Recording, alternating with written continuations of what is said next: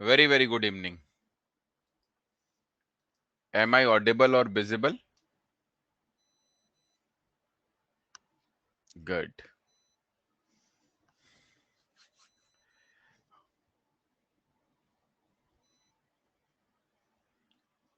चलो, हम लोग लास्ट क्लास में प्रोजेक्टाइल मोशन डिस्कस कर रहे थे और उसमें केस वन हम लोगों ने काफी हद तक कर लिया था। ग्राउंड टू ग्राउंड वाली बात जो चल रही थी ना, उसमें तुम्हें याद होगा हमारा ये शायद लास्ट क्वेश्चन था जो डिस्कस होने से बच गया था ना।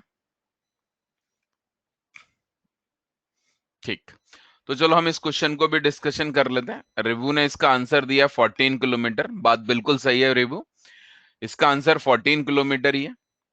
तो मैं इसको सॉल्व करके दिखाता हूं, बड़े ध्यान से मेरी बातों को समझना, ठीक है। अच्छा ये बताओ, तुमने जो इक्वेशन ऑफ ट्रेजेक्ट्री पढ़ा है, सबने ही पढ़ा equation of trajectory. Equation of trajectory का मतलब इस पाथ का इक्वेशन। तुम्हें ये वाली बात पता है, जैसे अगर मैंने एक लाइन का इक्वेशन लिखा, जैसे y बराबर एम एक्स प्लस सी, ये किसी लाइन का इक्वेशन है, मान लो इस लाइन का इक्वेशन है। तो इस लाइन पर अगर ये वाला पॉइंट आता है या ये वाला पॉइंट आता है, तो क्या इस पॉइंट के या इस पॉइंट के कोऑर्डिनेट अगर मैं इस लाइन के इक्वेशन में रखूं तो सेटिस्फाई होगा। यही तो मतलब होता है ना इस बात का, कि भाई अगर किसी इक्वेशन की बात की जाए तो उस इक्वेशन पर आने वाला अगर कोई भी पॉइंट आप उस ट्रेजेक्ट्री में पुट करो तो इक्वेशन सेटिस्फाई होगा ही होगा, नहीं? तो उसी तरह का अगर मैं ध्यान में रखूं, तो बड़े ध्यान से मेरी बात को सुनना। मैं इसे एक्स एक्सिस मान लेता हूं, ये वाली जो लाइन है, मैं इसे वाई एक्सिस मान लेता हूं, है ना। आप सोचो अगर मैंने ऐसा किया कि भाई इसे एक्स एक्सिस और इसे वाई एक्सिस मान ली, तो इस पॉइंट के कोऑर्डिनेट आप आराम से समझ सकते हो। एक्स कोऑर्डिनेट 6 होगा और वाई कोऑर्डिनेट 12 होगा। तो आप ये कह सकते हो इस पॉइंट के कोऑर्डिनेट 6, 12 होंगे। सिमिलरली अगर इस पॉइंट की बात करें तो एक्स कोऑर्डिनेट 12 होगा और वाई कोऑर्डिनेट 6 होगा, तो इसके कोऑर्डिनेट होंगे सर 12, 6। तो ये समझ में आता है, जो भी पाथ का इक्वेशन है उसमें ये वाला और ये वाला पॉइंट दोनों उस पाथ के इक्वेशन को सेटिस्फाई करेंगे। यानी कि अगर मैं इसकी बात करता हूं, तो मैं याद है इक्वेशन ऑफ ट्रेजेक्ट्री, तो आप लिख सकते हो बड़े आराम से। इक्वेशन ऑफ ट्रेजेक्ट्री यही होती है ना, y बराबर x tan theta bracket 1 - x/r, है ना। ये कह सकते हैं ना 6, 12 और 12, 6 सेटिस्फाई अबव इक्वेशन।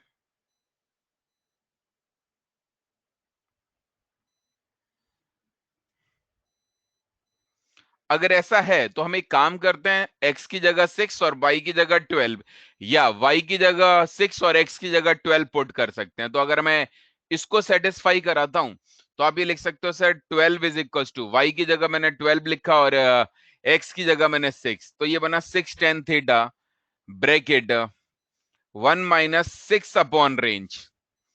सिमिलरली अगर मैंने ये वाला पॉइंट सेटिस्फाई कराया, तो आप ये लिख सकते हो 6 इक्वल टू x इस बार 12 होगा, 12 tan थीटा ब्रैकेट 1 - 12/r। ये मेरे दो इक्वेशन बन गए, this is first and this is second. कितने लोगों को ये बात समझ में आ गई भाई, इक्वेशन मैंने कैसे बना डाले, है ना। अच्छा अगर इक्वेशन बन गए तो ये दिख रहा है इसमें टेन थीटा नहीं मालूम और इसमें रेंज नहीं मालूम, तो यहां पर दो इक्वेशन और दो अननोन है, तो क्वेश्चन तो आराम से सॉल्व हो जाएगा। अगर दो इक्वेशन और दो अननोन है तो क्वेश्चन इजीली सॉल्व हो जाएगा ना। ये वाली बात समझ में आती है। किसी के दिमाग में ये तो नहीं आता कि सर ये 12 है ये 6 है, तो ये 6 है तो ये 3 होगा। किसी के दिमाग में ऐसा तो नहीं आता कि सर ये 6 है तो ये 3 होगा, जैसे ये और ये ट्रायंगल नहीं है। कई लोग गड़बड़ करते हैं, इसे ना लाइन सोच लेते हैं। ये लाइन नहीं है बेटा, ये कर्व है।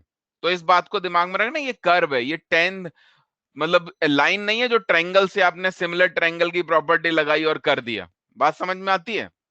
तो चलो, अगर आप इन दोनों इक्वेशन को सॉल्व करो तो एक काम करते हैं, ये वाली बात आप समझ सकते हो ना। मैं इसकी जगह ऐसे भी लिख सकता हूं, अगर मैं एलसीएम ले लूं तो r - 6/r। तो मैं इस वाली बात को ऐसे लिख देता हूं भाई, r - 6/r, है ना। सिमिलरली अगर मैं इस वाली की बात करूं तो इसको मैं ऐसे लिख देता हूं, r - 12/r। अब ये सोच सकते हो अगर मैं डिवाइड करूंगा तो टेन थीटा कट जाएगा और r कट जाएगा, अगर मैं डिवाइड करता हूं तो, और इधर डिवाइड करूंगा तो ये आ जाएगा 2, इधर डिवाइड करूंगा तो आ जाएगा 1/2, और इधर डिवाइड करूंगा तो टेन थीटा कट गया और आर भी कट गया, ऊपर वाला r-6 और नीचे वाला r-12, तो r-6 और r-12, दिस इज इक्वेशन। अगर मैं फर्दर सॉल्व करूं तो ये 2 इधर पहुंचाओ, r वगैरह उधर पहुंचाओ, तो ये बनेगा 4r-48, that is equal to r-6। Similarly थोड़ा और सॉल्व कर लो तो ये बोल सकते हैं 3r बराबर 42, it means r is equal to 14 metre. This is the final answer कि हमारी प्रोजेक्टाइल की जो रेंज है वो 14 मीटर आ गई। अच्छा ये बताओ, अगर रेंज निकाल ली तो क्या टेन थीटा निकाल सकते हैं? सॉरी, हाँ किलोमीटर, ऑब्वियसली, सॉरी किलोमीटर। अगर रेंज निकाल दी तो टेन थीटा निकाल सकते हैं। अच्छा ये बताओ, अगर रेंज और टेन थीटा यानी कि थीटा मालूम है तो क्या यू निकाल सकते हैं? रेंज और थीटा और यू में रिलेशन होता है ना, और सोचो यू और थीटा अगर आ गए तो कुछ भी निकाला जा सकता है। यू और थीटा आ गए तो कुछ भी, मैक्सिमम हाइट पूछ लो, डिस्प्लेसमेंट पूछ लो, एवरेज वेलोसिटी पूछ लो, जो मन में आए पूछ लो, है ना।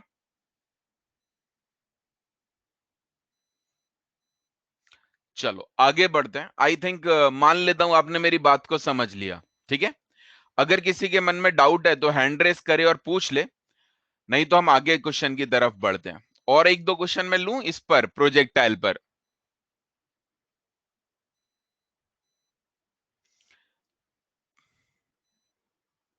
बोलो मेहमान बंसल। मेहमान के फुल मार्क्स हैं फिजिक्स में। सर मैं पूछ रहा था, अगर अपने एक्स और वाई की वैल्यू निकाल लेते दोनों इक्वेशंस में, फिर tan थीटा को बेटा इक्वेट एक्स और करके। वाई की वैल्यू नहीं निकल सकती, नहीं एक्स और वाई सर। की वैल्यू नहीं निकल सकती। एक्स नहीं और सर वाई मैं ना बहुत सारे होंगे, इस कर्व पर आने वाला हर पॉइंट एक एक्स और एक वाई है, नहीं तो सर कैसे मैं कह रहा निकालोगे? हूँ, मैं उस पर्टिकुलर पॉइंट की बात कर रहा हूँ सर। जैसे कि वाई इक्वल्स टू 12 है, तो फिर 12 equals to u sine theta t plus half g t square अच्छा करके। उससे करते हैं। बेटा एक बात हाँ। सोचो ना, जरा दिमाग चलाओ। टाइम दिया है क्या क्वेश्चन में? नहीं सर, वही तो कह रहा एक हूँ ना सेकंड मैं तुमसे कि। पूछ रहा हूँ, एक सेकंड रुको ना, मैं तुम्हें समझाता हूँ। टाइम दिया है क्या तुम्हें क्वेश्चन में? नहीं। तो इसका मतलब तुमको टाइम हटाना पड़ेगा ना, यस सर। और टाइम हटाने के बाद जो इक्वेशन बनता है वो इक्वेशन ऑफ ट्रेजेक्ट्री होता है ना। यस। तो तुम सोचो, अगर तुम उधर की तरफ जाते भी हो तो अल्टीमेटली टाइम हटाने के चक्कर में तुम यही लौट आओगे ना जहां से हमने क्वेश्चन को स्टार्ट किया। Yes sir. सर तो अगर जब अपने को आना ही आए तो बात ही खत्म हो, हाँ कर सकते हो, लेकिन आप एक स्टेप पीछे और चले गए, है ना। तो आप कर सकते हो, मुझे उसमें कोई दिक्कत नहीं है, बट आप एक स्टेप पीछे चले गए, उसे हटाने के चक्कर में फिर आप लौट के यहीं आ जाओगे, ठीक है मेहमान। सर, और मैं ये भी पूछ रहा था कि अगर अपने को यू साइन थीटा पता है और यू कॉस थीटा पता है, तो सर अपने वो भी निकाल सकते हैं ना, यू। हाँ बिल्कुल निकाल सकते हैं, डिवाइड कर दोगे टेन थीटा कट जाए, मतलब स्क्वायर करके जोड़ दो, तो यू स्क्वायर कॉस स्क्वायर और यू स्क्वायर साइन स्क्वायर में यू स्क्वायर कॉमन, बाकी वन बन जाएगा, आ जाएगा आराम से, ठीक है। चलो अगले पॉइंट पर आते हैं। एक और क्वेश्चन देता हूं मैं आपको। जैसे मान लो ये एक हिल है, ठीक है,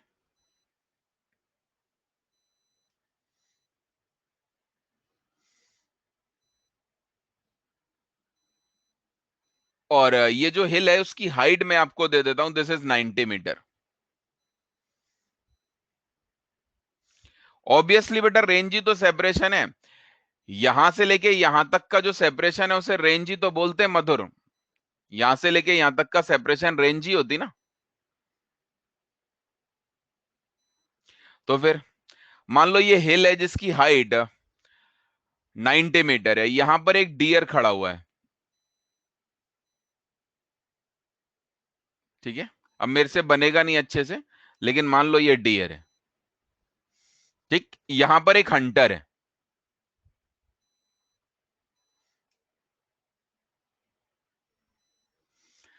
और इसने क्या किया, गन से फायर किया, ठीक, और जो फायर करने वाली स्पीड है वो 100 मीटर पर सेकेंड, और यहां से लेके यहां तक की जो डिस्टेंस है ना, दैट इज ऑल्सो 100, ठीक है। तो क्वेश्चन है, a hunter fire a bullet with speed 100 metre per second. अच्छा एक बात बताओ, सोच के बताना, अगर ये गन का डायरेक्शन या फायरिंग का जो डायरेक्शन है वो डियर की तरफ रखे, मतलब डियर को एम बना के फायर करे, तो क्या बुलेट डियर को हिट करेगी? नहीं ना। ये समझ गए? अगर मैंने इस वाले पॉइंट की तरफ एम बना के फायर किया, जैसे इधर की तरफ एम बना लिया, सोच के देखना, मैं तुम्हें यहां पर दिखाता हूं। सोचो अगर मैंने इधर की तरफ एम बनाया और इसकी डायरेक्शन में फायर किया ऐसे करके, तो आप सोच सकते हो अगर ऐसे करके फायर किया तो बुलेट का मोशन तो ऐसे होगा, है ना? और बुलेट तो यहां गिर जाएगी, इसका मतलब यहां पर हिट होगी। ये वाली बात समझ में आती है जो मैंने दिखा? बिल्कुल। इसका मतलब बताओ एम किधर बनाना चाहिए, डियर की तरफ बनाना चाहिए, डियर से ऊपर बनाना चाहिए, या नीचे बनाना चाहिए? ऊपर बनाना चाहिए ना। अब क्वेश्चन बनता है भाई कितना ऊपर बना है, ये भी तो दिमाग में आता है ना, कितना ऊपर बना है। तो अब मेरी बात को ध्यान से सुनो, चलो अब क्वेश्चन यही बनाते हैं, ठीक है?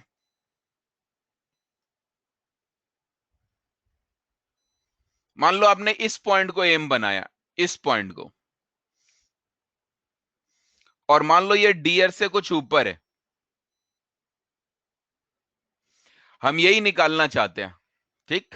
निकालना भी हम यही चाहते हैं, 100 मीटर पर सेकेंड। क्वेश्चन है, find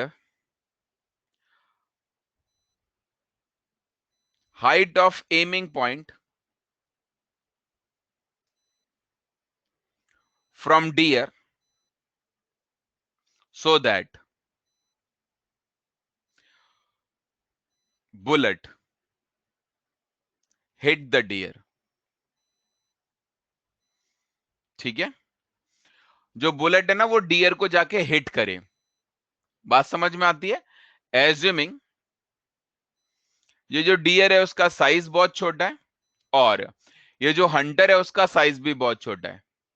assuming size of dear and Hunter very small. ठीक है, चलो मैं आपको ये क्वेश्चन करके दिखाता हूं।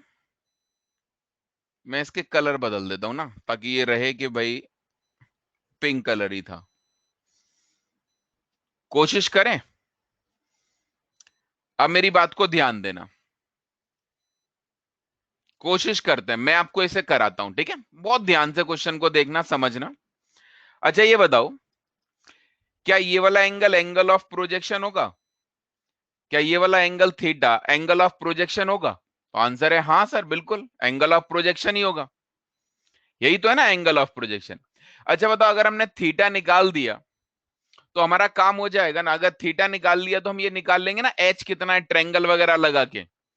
तो मेन मकसद हमारा थीटा निकालना है। मेन मकसद अगर देखें तो हमारा थीटा ही निकालना है, सिंपल सी बात है। तो बड़े ध्यान से सुनना, इसे हम एक्स एक्सिस मान लेते हैं। ये जो हमारी एक्सिस है ना, ये वाली एक्सिस हम एक्स एक्सिस मान लेते हैं। ये वाली जो एक्सिस है वो हम वाई एक्सिस मान लेते हैं। नहीं, और आप सोचो अगर मोशन देखें तो ऐसे ही तो होना चाहिए, ऐसे ऐसे, तभी तो बुलेट इसे हिट करेगी। तो क्या लगता है ये वाला जो पॉइंट है वो क्या इस पाथ पर आना चाहिए जो पैराबोलिक पाथ बनेगा? इस वाले पॉइंट के कोऑर्डिनेट क्या पैराबोलिक पाथ के इक्वेशन को सेटिस्फाई करेंगे? बिल्कुल करेंगे, करेंगे ना।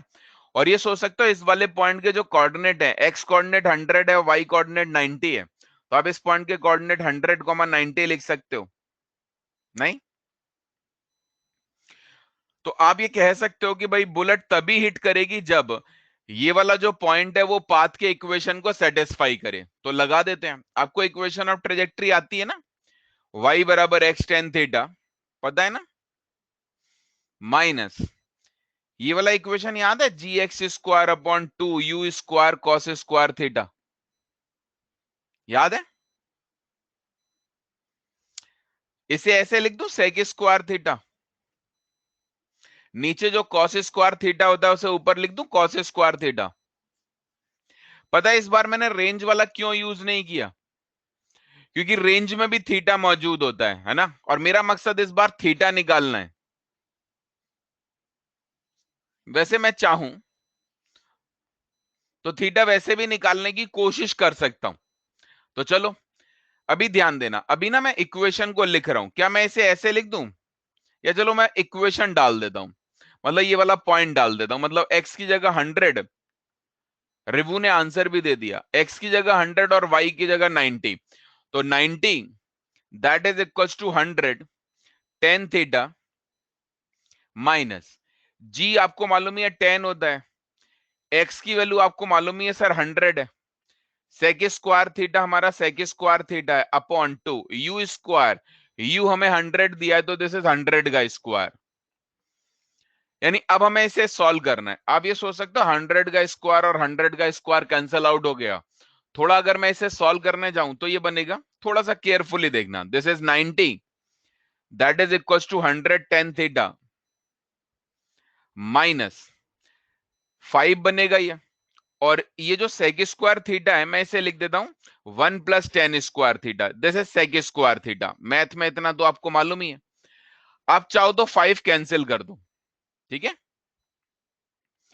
अब अगर थोड़ा सा सोचें तो ये बना 18 बराबर 20 टेन थीटा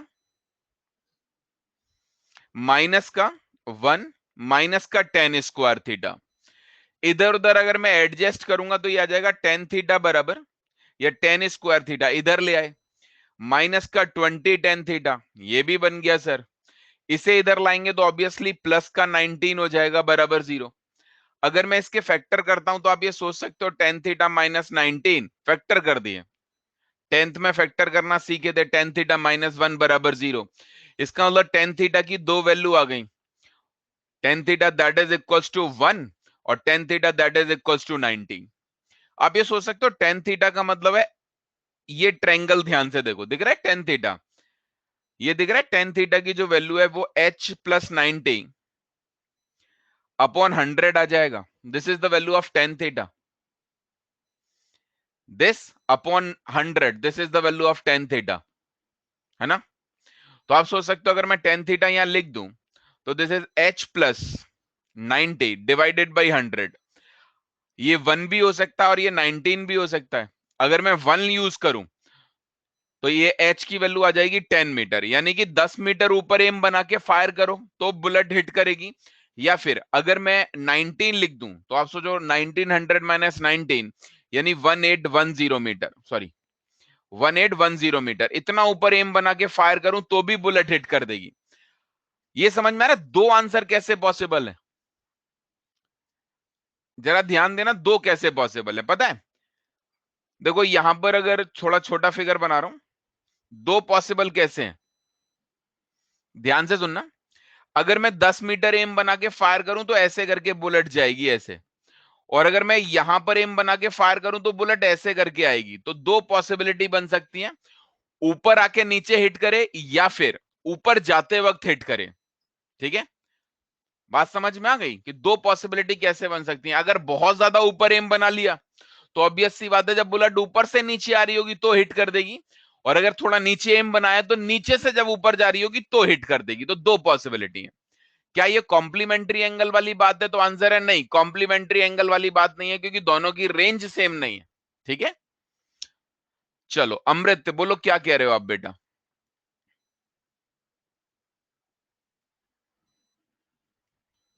बताओ अमृत क्या कह रहे हो। और कुछ नहीं सर, कॉम्प्लीमेंट्री वाला ही पूछ रहा था सर। कॉम्प्लीमेंट्री गलत आंसर है बेटा, कॉम्प्लीमेंट्री तब होता है जब रेंज सेम होती, जो है नहीं यहां पर, ठीक है, समझे।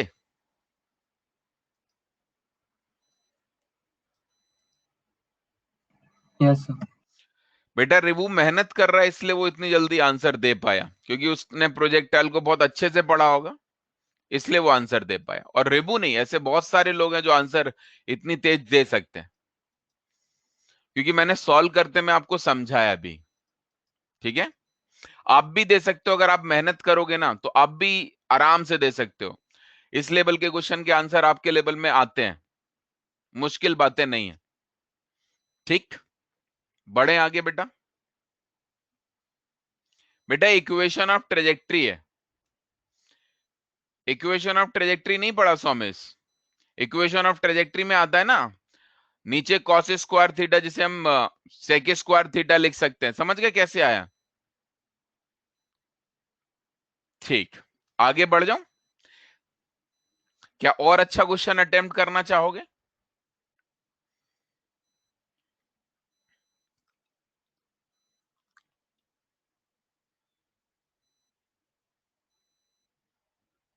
ठीक, चलो ये लो, तुम्हारे सामने एक और क्वेश्चन रखता हूं, ध्यान देना। This is another very good question. Homework के लिए छोड़ दूं क्या? बहुत अच्छा और बहुत टफ क्वेश्चन है। ठीक है, क्वेश्चन क्या है?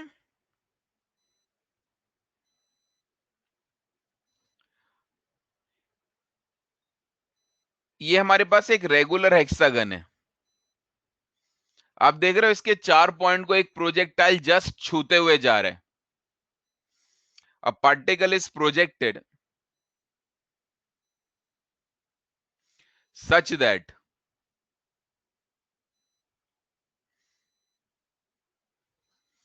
it just clear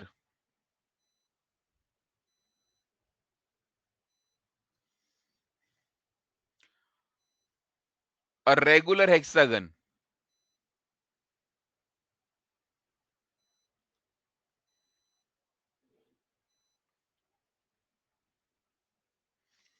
of side A।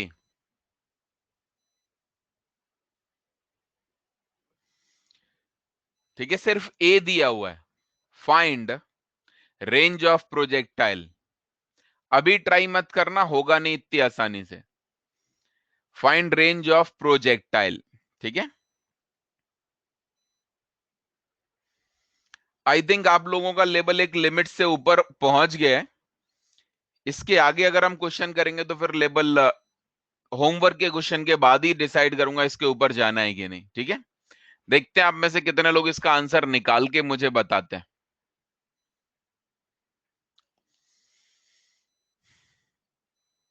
हाँ, होमवर्क में है बेटा ये क्वेश्चन। ठीक है,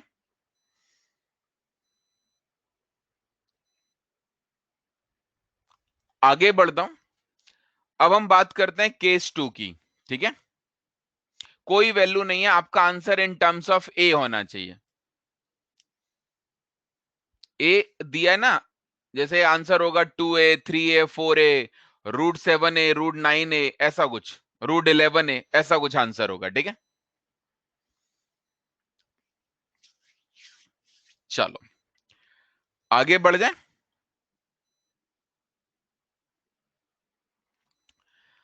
केस 2 पर आते हैं। ध्यान देना, पहले इस बात को समझना, फिर हम डिस्कस करेंगे। ठीक है, जैसे मान लो हमारे पास ना एक बिल्डिंग है। ये हमारे पास एक बिल्डिंग है। ठीक है,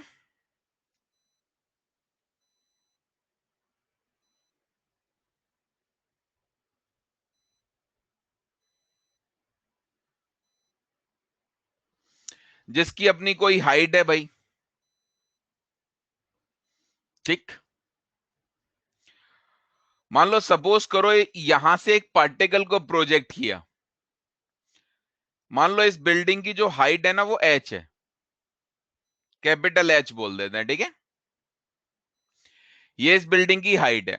सपोज करो मैंने एक पार्टिकल को यहां से फेंका, हॉरिजॉन्टली फेंका। केस 2 में भी दो केस होंगे या तीन मान लो। एक तो हमने हॉरिजॉन्टली फेंका, एक हो सकता है हम ऊपर की तरफ फेंक दे, एक हो सकता है हम नीचे की तरफ फेंक दे। ठीक है,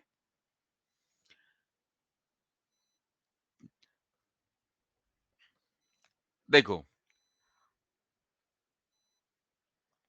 अभी हम हॉरिजॉन्टली फेंक रहे हैं। मैंने तुम्हें कितनी बार समझाया बेटा, क्वेश्चन लिखते हैं, स्नैपशॉट नहीं लेते।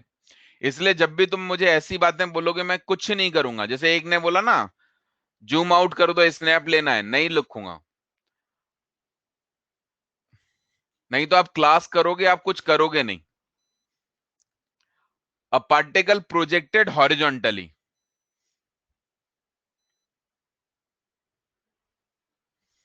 ठीक। आप ये सोच सकते हो इसके पास एक एक्सेलरेशन होगा नीचे की तरफ जी, वो भी ग्रेविटी की वजह से। इसका मतलब इसके पास और कोई एक्सेलरेशन नहीं होगा। अब जरा अपने दिमाग पर जोर दो और ये बताओ, क्या इसकी हॉरिजॉन्टल वेलोसिटी बदलेगी या नहीं बदलेगी? नहीं, नहीं बदलेगी ना। अब अगर हॉरिजॉन्टल में एक्सेलरेशन ही नहीं है तो कहां से बदल जाएगी भाई? वेलोसिटी तो तभी बदल सकती है ना जब एक्सेलरेशन हो। तो आप ये समझ सकते हो ये पार्टिकल ऐसे करके जाएगा, ऐसे करके।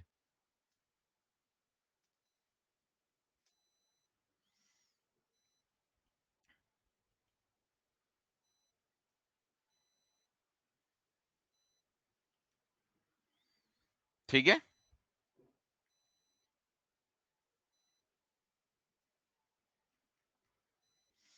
ये पार्टिकल कुछ ऐसे करके जाएगा। बेटा एयर रेजिस्टेंस की बात हम कभी करने ही वाले नहीं है मेहमान अभी तक। एयर रेजिस्टेंस एक बार भी लिया क्या अभी तक? जब होगा तब देखेंगे बेटा। ठीक है, चलो।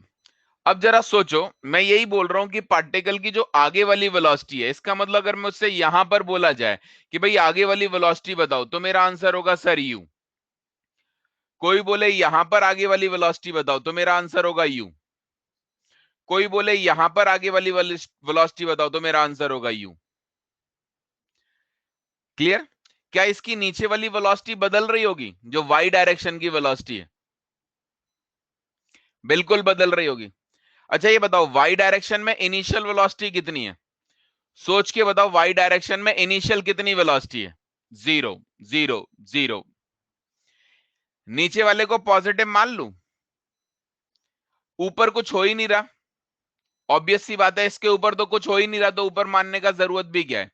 तो अगर सोचे, मान लो t बराबर 0 यहां पर है, ये सोच सकते हो यहां पर अगर t टाइम हो गया, तो ये जो नीचे वाली वेलोसिटी है, ये वाली y वाली, क्या इसे ऐसे लिख सकते हैं वी वाई बराबर u y plus a T?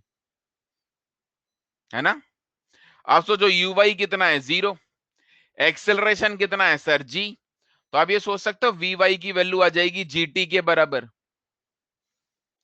यानी कि ये वाली वेलोसिटी आ जाएगी सर जी इंटू टी। यस और नो? बात समझ में आ गई? इसका मतलब आप चाहो तो इसे ऐसे भी लिख सकते हो, मेरी बात को थोड़ा और ध्यान देना।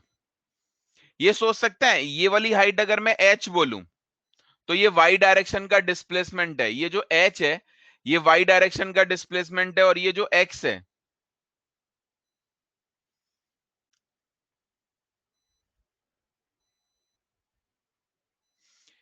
ये h हो गया जो y डायरेक्शन का डिस्प्लेसमेंट है। ये जो x है वो x डायरेक्शन का डिस्प्लेसमेंट है ना?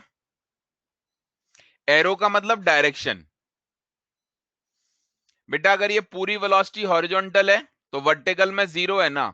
इस समय y कंपोनेंट कितना है? 0 ना? इसका कोई वाइड कंपोनेंट होगा क्या? नहीं ना, इसलिए 0। ये तो कॉमन सेंस है ना। अगर सारा x में, अगर ऐसे होता तो बीच में, ऐसे होता तो सारा x में, ऐसे होता तो सारा y में, ऐसे होता सारा नेगेटिव y में, ऐसे होता तो बीच में। सिंपल सी बात। थोड़ा x में थोड़ा y में अगर बीच में होता। चलो, अब जरा सोचो, हम ऐसे भी तो लिख सकते हैं third equation v y square बराबर u y square plus 2 times acceleration into y direction का डिस्प्लेसमेंट। ये भी तो इक्वेशन लगा सकते हैं। अगर इस वाले इक्वेशन से लिखते ना, इस वाले से, तो ये वी वाई आती। थोड़ा सा ध्यान देना, this is under root of 2। A y का मतलब हुआ जी, और वाई का मतलब हुआ वाई डायरेक्शन का डिस्प्लेसमेंट यानी एच। तो ये वाली जो वेलोसिटी है ना, जीटी भी लिख सकते हो और अंडर रूट 2 GH भी लिख सकते हो। दोनों बातें एक ही हैं। कितने लोगों ने समझ लिया? समझ लिया? ठीक। अच्छा ये बताओ, अगर मैं तुमसे नेट वेलोसिटी पूछूं तो इन दोनों का रिजल्टेंट ही तो आएगा। यानी कि अगर कोई मुझसे कहता है यहां पर नेट वेलोसिटी बताओ, तो यही तो नेट आएगा।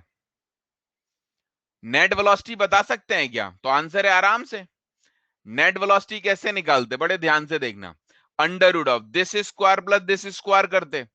तो आप लिखते sir u square plus g square t square, या तो ऐसे लिख देते या फिर ऐसे लिख देते sir u square plus 2gh। ये वाला डालते तो ये वाला बन जाता, ये वाला डालते जीटी वाला तो ये वाला बन जाता। मतलब ये टाइम के टर्म में हो गया और ये डिस्प्लेसमेंट ऑफ वाई डायरेक्शन के टर्म में हो गया। तो दोनों तरीके से आप नेट वेलोसिटी लिख सकते हो। ठीक है, क्या आप ये वाला एंगल बता सकते हो, ये वाला अगर कोई मुझसे टेन थीटा पूछे तो, या चलो इस एंगल को अल्फा बोल देते हैं। ठीक है, तो आप सोचो ये एंगल बताना कौन सी बड़ी बात है। अगर ये वाला एंगल निकालना है, ये तो पता है ना ऐसे निकालते, अगर ऐसा होता, ये अगर वी एक्स है और ये वी वाई है और कोई मुझसे कहता है ये वाला एंगल बताओ, तो ऐसे ही तो लिखते टेन अल्फा बराबर v y upon v x, है ना। तो आप सोचो अगर ये वाला निकालना है तो दिस अपॉन दिस ही तो लिखेंगे। तो यहां से अगर मैं टेन अल्फा लिख रहा होता तो टेन अल्फा की वैल्यू में क्या लिखता, वी वाई अपॉन यू, या मैं ऐसे लिख देता जी टी अपॉन यू, या मैं इसे ऐसे लिख देता under root 2gh upon u. This is the value of tan alpha. बात समझ में आ गई, कोई डाउट मन में। तो ये वेलोसिटी के बारे में आ गया, है ना।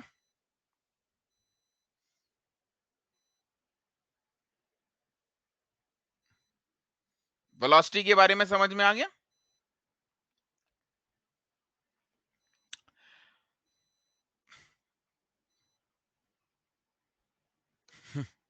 अच्छा ये बताओ, अब तुमको कितनी बार समझाऊं, जैसे ये x से और ये y है और रिजल्टेंट निकालना है तो कैसे लिखूंगा, under root x square plus y square नहीं लिखूंगा। अगर ये वी एक्स और ये वी वाई है, रिजल्टेंट निकालना है तो under root of v x square plus v y square नहीं लिखूंगा। ठीक है, चलो आगे बढ़ते हैं। अच्छा ये बताओ, अगर मैं यहां पर थोड़ा और दिमाग चलाऊं, अगर मैं यहां से लेके यहां तक की बात करूं, मान लो ये वाला टाइम कैपिटल टी है, ये वाला टाइम तो चलो मैंने स्मॉल टी ले लिया, मान लो ये वाला टाइम कैपिटल टी है। क्या यहां से यहां तक का जो टाइम है उसे टाइम ऑफ फ्लाइट बोल सकते हैं? क्या इस वाले कैपिटल टी को टाइम ऑफ फ्लाइट बोल सकते हैं? तो आंसर है हाँ। अच्छा ये बताओ, ये वाली वेलोसिटी अगर मुझे निकालनी है तो क्या इसको ऐसे लिख दूं, GT,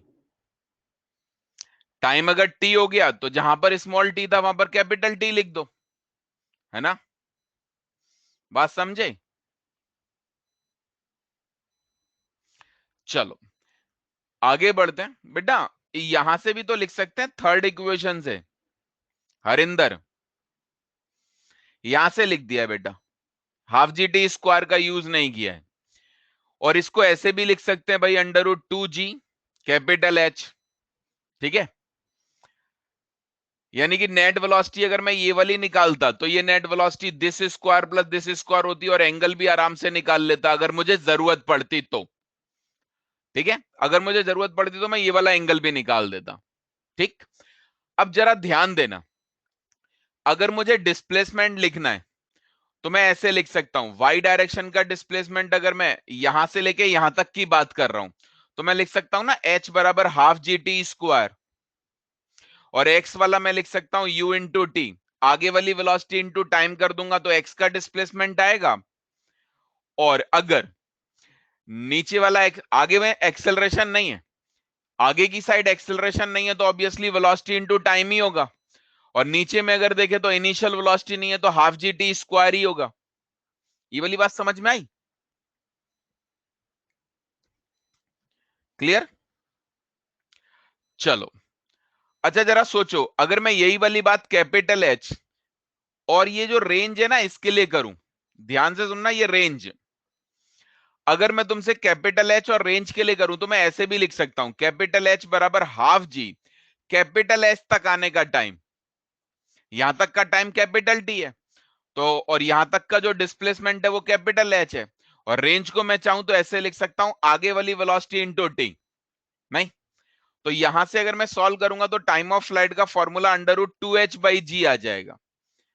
this is the formula for time of flight. और यहां से अगर मैं रेंज पुट करूं, मतलब टाइम ऑफ फ्लाइट अगर और डाल दूं तो ये वाला फॉर्मूला बन जाएगा रेंज के लिए, √2h/g। This is the value of range and this is the value of time of flight.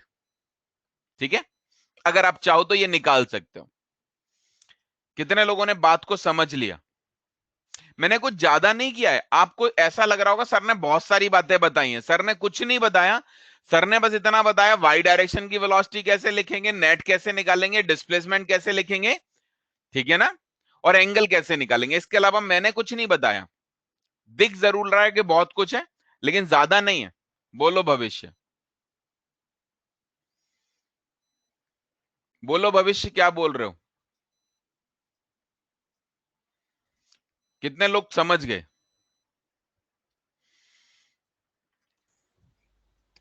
कोशिश सर मैं करना अभी के अभी याद हो जाए। बोलो। सर मैं से पूछ रहा था, ये जो अपन ने velocity in y direction g t के बराबर लिखा है ना, तो यहाँ से टाइम ऑफ फ्लाइट √2gh/g आ जाएगा ना? आ जाएगा। टाइम ऑफ फ्लाइट नहीं आएगा। जहां तक आपने इक्वेशन लिखा ना वहीं तक का टाइम आएगा। जैसे सर आपने यहां तक लिखा तो यहां तक का टाइम आएगा, आपने यहां तक लिखा तो यहां तक का टाइम आएगा। तो सर यहाँ तक लिखा तो टाइम ऑफ फ्लाइट आ जाएगा। यहां तक लिखा तो टाइम ऑफ फ्लाइट आ जाएगा। इसका मतलब आपने कैपिटल एच को यूज किया तो टाइम ऑफ फ्लाइट आएगा, स्मॉल एच को यूज किया तो यहां तक का टाइम आएगा। और सर ये जो नीचे वाला तो टाइम ऑफ फ्लाइट के लिए ही है ना ओनली? ये तो बेटा ऑब्वियसली यहां तक के लिए, अगर मैं कैपिटल टी लिख रहा हूं तो यहां तक के लिए बात चल रही है, स्मॉल टी लिख रहा हूं तो यहां तक के लिए बात चल रही है। तो आप सोचो स्मॉल टी है तो स्मॉल टी और कैपिटल टी के इक्वेशन अलग अलग नहीं है, है ना। Okay sir. Okay sir. वो तो बस स्मॉल टी है तो स्मॉल एच वगैरह डाल दिया। ठीक। बोलो मुदित चौधरी, क्या कह रहे हो? बेटा हमने ना वाई डायरेक्शन में जीरो वेलोसिटी दी है, एक्स में नहीं। तो जब अब भी हम वाई डायरेक्शन का इक्वेशन लिख रहे हैं, मतलब एच लिख रहे हैं, तो जीरो वेलोसिटी डाल रहे हैं, एक्स में जीरो वेलोसिटी नहीं डाल रहे। ये वाली वेलोसिटी एक्स में है, वाई में नहीं। ठीक है। वाई में तो हमने कोई वेलोसिटी लगाई नहीं है ना, वो तो नहीं, बस जी लग रहा है। बिल्कुल। तो वाई में हमने मतलब हमने बस उसको ड्रॉप करा एक तरह से। वाई डायरेक्शन में ड्रॉप करा है, एक्स में नहीं। एक्स में फेंका है। हम्म। सर लेकिन ठीक एक्स है में मतलब एक्स में हमने वेलोसिटी लगाई है। बेटा, वेलोसिटी लगाते नहीं है, फोर्स लगाते हैं, वेलोसिटी देते हैं। हाँ फोर्स, हाँ ओके सर। वेलोसिटी दी है। बेटा एक्स डायरेक्शन का डिस्प्लेसमेंट वेलोसिटी इनटू टाइम कर दो, एक्सेलरेशन है ही नहीं। ऐसे ही तो लिखते। अगर मुझसे कहता एक्स तो ऐसे ही तो लिखते, एक्स वाली velocity into time plus half x वाला एक्सेलरेशन इनटू टाइम स्क्वायर। तो एक्स एक्सेलरेशन ही नहीं है तो ये वाला टर्म जीरो, और ये वाली वेलोसिटी यू है, टाइम टी है, खत्म। और वाई में लिखते तो वेलोसिटी नहीं है। मानस मैंने नीचे को पॉजिटिव मान लिया है, ठीक है। समझ गए? चलो आगे बढ़े। ये वाले फॉर्मूले याद होगा, ये वाला और ये वाला, रेंज का और टाइम ऑफ फ्लाइट का। ऐसे लिखा, वाई डायरेक्शन का डिस्प्लेसमेंट बराबर वाई डायरेक्शन की velocity into time plus Y direction का एक्सेलरेशन इनटू टाइम स्क्वायर। ये जीरो है, वाई डायरेक्शन में कोई वेलोसिटी नहीं है, एक्सेलरेशन जी है। ठीक है।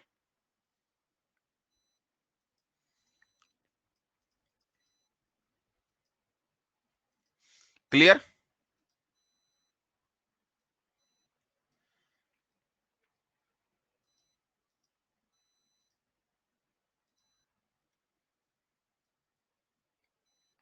बात समझे कि नहीं? चलो, और कोई कंफ्यूजन? पक्का? पक्का सारी बात क्लियर?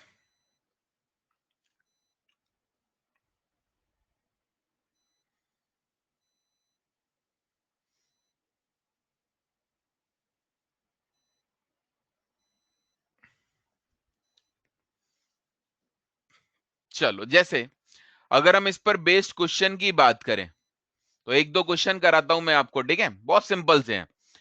जैसे मान लो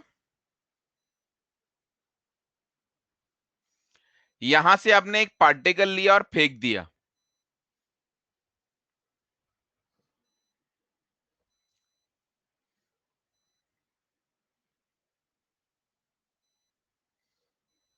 सपोज करो ये बिल्डिंग है जिसकी हाइट होगी भाई, चलो ये वाली हाइट दे देते हैं 80 मीटर, ठीक है। ये वाली जो हाइट है ना, ये वाली, दैट इज 80 मीटर। और मान लो मैंने 30 मीटर पर सेकंड से एक पार्टिकल को फेंक दिया। ठीक, मैं आपसे पूछ लेता हूं, फाइंड पहला टाइम ऑफ फ्लाइट, दूसरा रेंज, ठीक है। तीसरा मैं आपसे पूछ लेता हूं v with which particle hit the ground,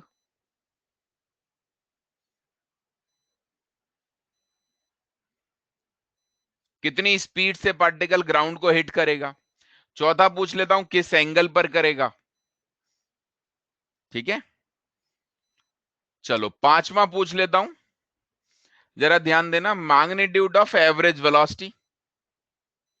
ठीक, ये 5 ऑप्शन पूछ लेता हूं, ठीक है। जरा सोच के देखते हैं।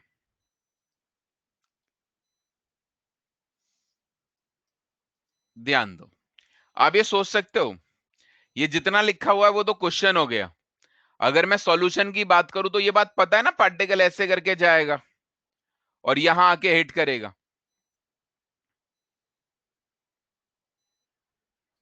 ठीक है। अच्छा ये बताओ, सोच समझ के मेरी बात को जवाब देना, अगर मैं तुमसे कहूं टाइम ऑफ फ्लाइट बताओ, तो टाइम ऑफ फ्लाइट का तो सीधा फॉर्मूला यूज कर सकते हैं। पता है ना, टाइम ऑफ फ्लाइट का फॉर्मूला तो सीधा होता है, दैट इज √2h/g। ये टाइम ऑफ फ्लाइट का फॉर्मूला होता है ना, √2h/g। तो अगर ये सीधा यूज करता हूं तो h की जगह 80 मीटर लिखूंगा, g तो मेरा 10 है ही, तो इसका मतलब टाइम ऑफ फ्लाइट 4 सेकंड आएगा, है ना।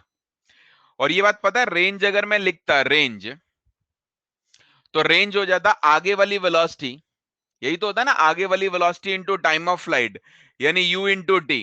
तो आप सोचो u इंटू टी करता, तो ऑब्वियस सी बात है 30 इंटू,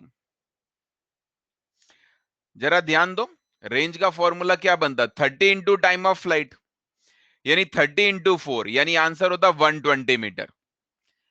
अब जरा सोचना, इसने मुझसे पूछा कि ये बताओ पार्टिकल कितनी स्पीड से ग्राउंड को हिट करेगा, तो ये सोच सकते हो आगे वाली स्पीड आगे 30 ही रहेगा,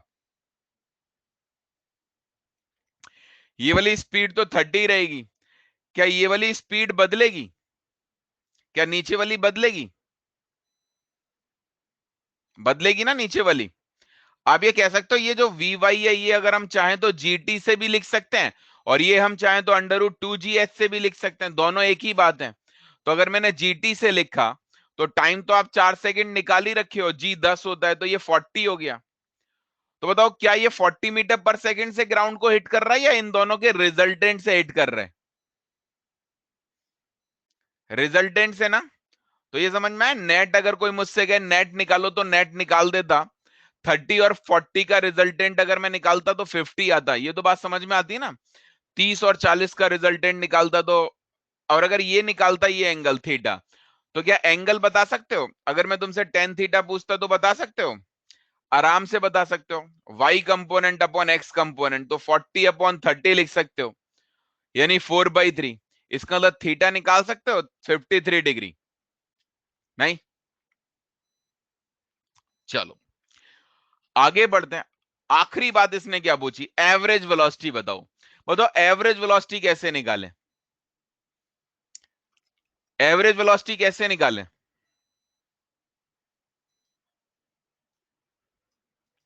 total displacement upon total time कर दें, नहीं। तो जरा ध्यान देना,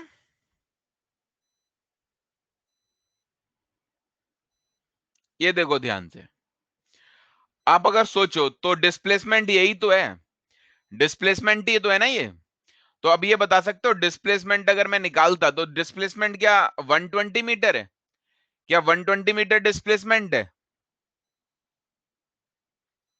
नो ना। बताओ डिस्प्लेसमेंट कितना है, इतना ही तो है, 120 का स्क्वायर प्लस 80 का स्क्वायर,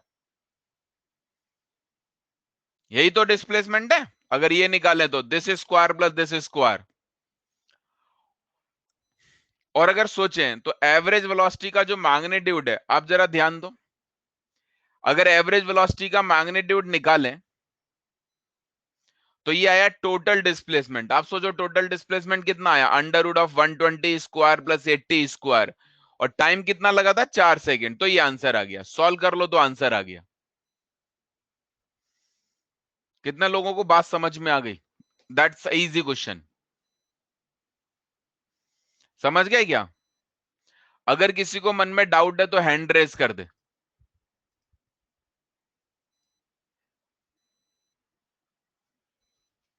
बोलो यश, क्या कह रहे हो?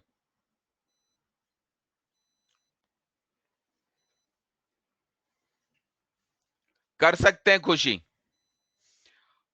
आप v plus you by two भी कर सकते हो, बस वेक्टर फॉर्म में लिखना, ठीक है? फिर मैग्नीट्यूड निकालना, ठीक है?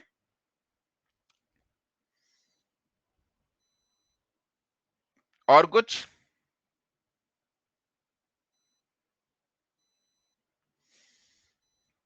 बोलो निखिल, क्या कह रहे हो? सर इस केस में डिस्टेंस कवर्ड निकाल सकते हैं क्या? नहीं बेटा, डिस्टेंस बहुत मुश्किल है, निकाल तो कुछ भी सकता है लेकिन तुम्हें उतना मैथ नहीं आता। ओके।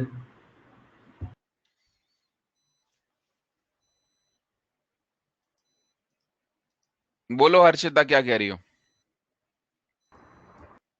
और ये tan थीटा वाला एक बार वापस बता दोगे क्या? मैं थोड़ा बेटा टेन थीटा निकालने में क्या दिक्कत है? अगर तुमसे मैं तुम ये बताओ, तुम खुद ही बताओ ना, मेरे से क्या पूछ रही हो?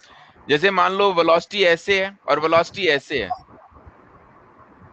और मैं तुमसे कहूं रिजल्टेंट ये वाला एंगल बताओ, तो कैसे निकालते हैं बताओ? वी अगर वाई मैं बाय तुमसे वी एक्स होगी। क्या होता होता ना, यस तो इसमें वी वाई कितना है, 40 ना, और वी एक्स कितना है, 30 ना, तो 30/40 करने में कितना टाइम लगेगा बताओ? यस, वो थीटा क्लियरली नहीं दिख रहा था इसलिए कंफ्यूजन ठीक, हो गई। चलो बोलो यश, क्या कह रहे हो तुम? बोलो यश, क्या कह रहे हो?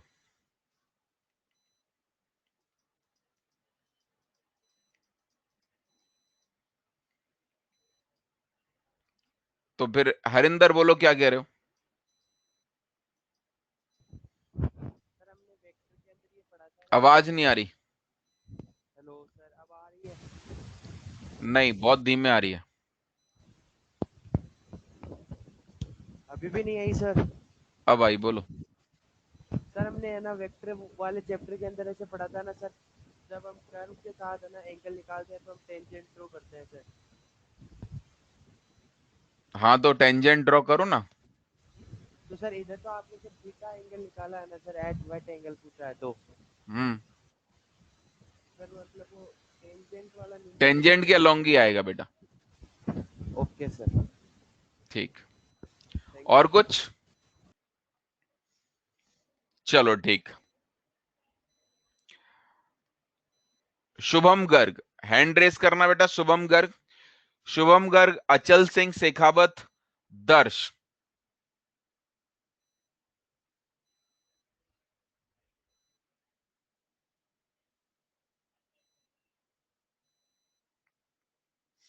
सुकुमल, ऋषभ, ये लोग हैंड रेस करना एक बार। सौरभ गोयल, ध्रुव प्रजापति, अभिषेक शर्मा।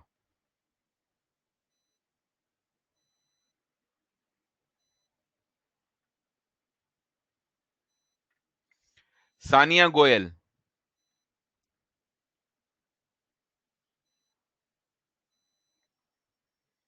ठीक,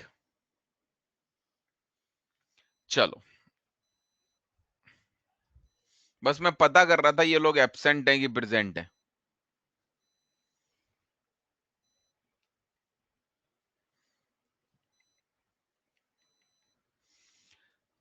आगे बढ़ते हैं। ये वाली बात समझ में आ गई ना? कोई दिक्कत थोड़ी ना।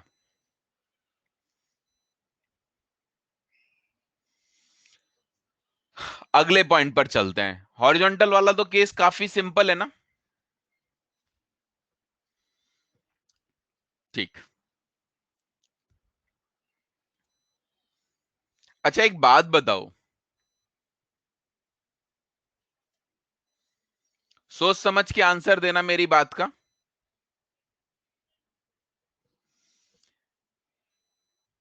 जैसे सपोज करो ये एक बिल्डिंग है जिसकी हाइट कैपिटल एच है, ठीक है। मान लो मैंने यहां से एक पार्टिकल छोड़ दिया, कोई मुझे बता सकता है इसके नीचे आने में कितना टाइम लगेगा? नहीं नहीं नहीं, ऐसे ही पूछ रहा हूं, ये कोई केस नहीं है, बस ये पूछ रहा हूं अगर एक पार्टिकल को यहां से छोड़ दिया तो इसके नीचे आने में कितना टाइम लगेगा?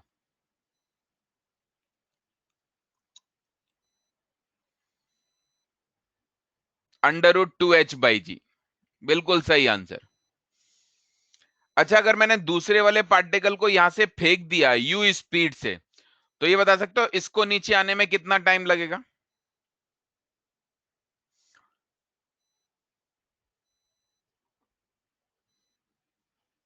Same same.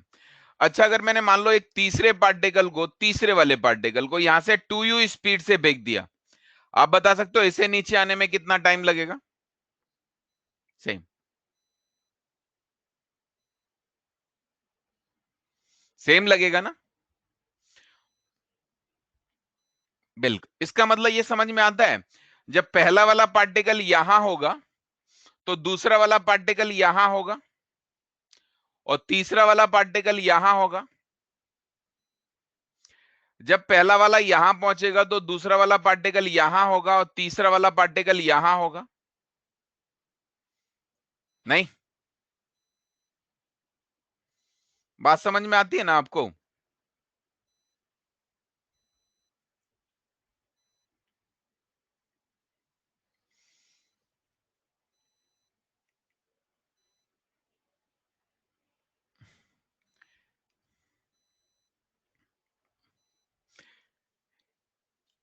ठीक, लेकिन ये बताओ इसकी नीचे वाली वेलोसिटी और इसकी नीचे वाली वेलोसिटी और इसकी नीचे वाली वेलोसिटी सेम होगी या अलग अलग? चलो, टाइम तो इसको भी कैपिटल टी लगा, इसको भी कैपिटल टी लगा, इसको भी कैपिटल टी लगा, अलग। अच्छा, ये वाली वेलोसिटी जीटी नहीं होगी क्या? क्या ये वाली वेलोसिटी जीटी नहीं होगी क्या? ये वाली वेलोसिटी जीटी नहीं होगी क्या? नहीं होगी।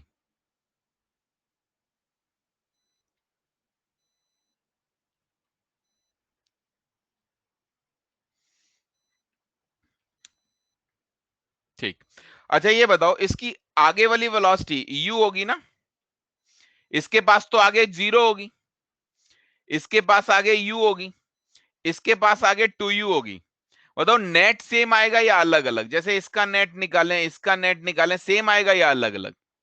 नेट अलग अलग आएगा। आप सोच सकते हो नेट वेलोसिटी अगर मैं निकालूंगा तो इसका आएगा √u² प्लस g²t²। इसका नेट निकालूंगा तो √4u² प्लस g²t²। ये वाली बात समझ में आई? बिल्कुल, कोई दिक्कत तो नहीं ना इसमें?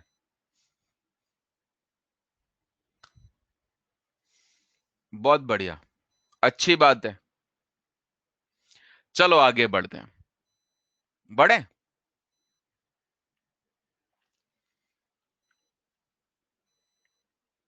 जल्दी लिख लो, अगर कोई कंफ्यूजन है तो आप मेरे से पूछ लो, ठीक है। फिजिक्स का पेपर टफ थोड़े ना लगा था कल।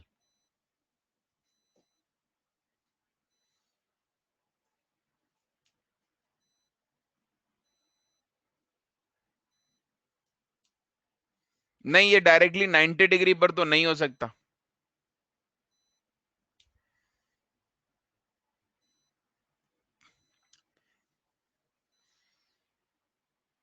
आगे बढ़ते हैं, ठीक है।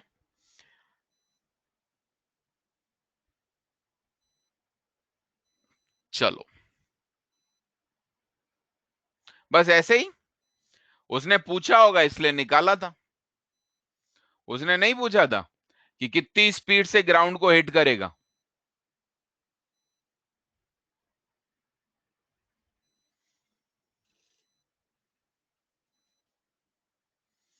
भविष्य तुम तो छोड़ ही दो बेटा, तुम्हारे कितने मार्क्स हैं? फिजिक्स में कितने नंबर लाए हो बताओ, मैं बताऊं तुम्हारे कितने नंबर है?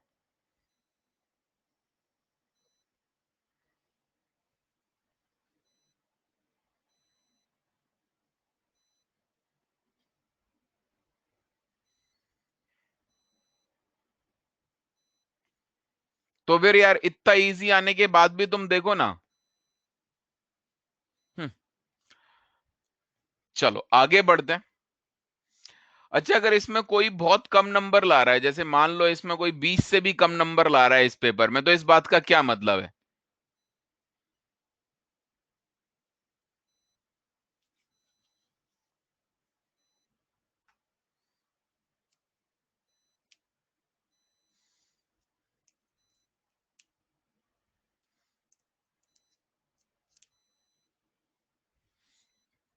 क्या ऐसा हो सकता है पढ़ने के बाद 20 से कम आए?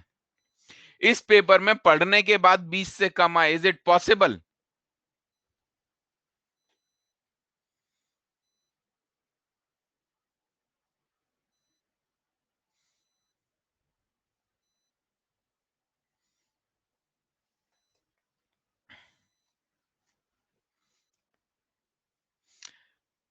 चलो आगे बढ़ते हैं, अगले पॉइंट पर आते हैं, ठीक है? ध्यान देना, दो लोगों के फुल है। एक तो अपने बैच में शायद महिमान बंसल और एक रेवू, दो लोगों के 57 कई लोगों के हैं। चलो आगे बढ़ते हैं। अब जरा ध्यान देना, सपोज करो, क्या इस पर और क्वेश्चन कराऊं एक आध?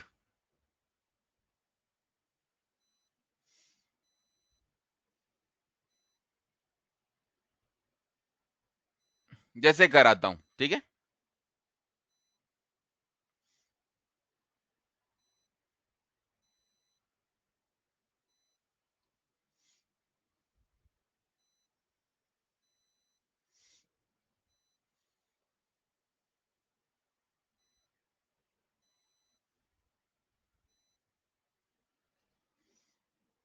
जैसे मान लो ये स्टेयर्स हैं, ठीक है?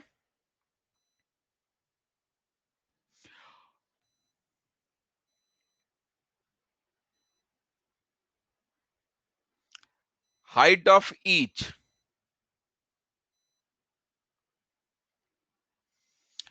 बेटा इसमें इक्वेशन ऑफ ट्रेजेक्ट्री सेम ही होता है, जो पिछले वाले में था ना वही होता है इक्वेशन ऑफ ट्रेजेक्ट्री, ठीक है? बस थीटा को आप 0 लिख दो क्योंकि हॉरिजॉन्टली फेंका है, ठीक है? बाकी same.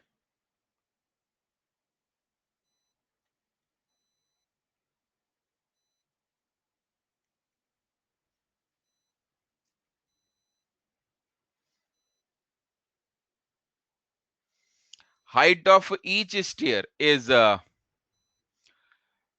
2 metre and width 3 metre.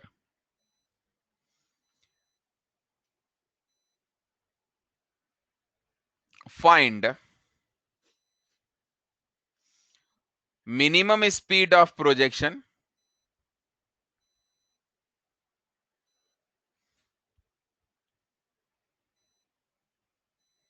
so that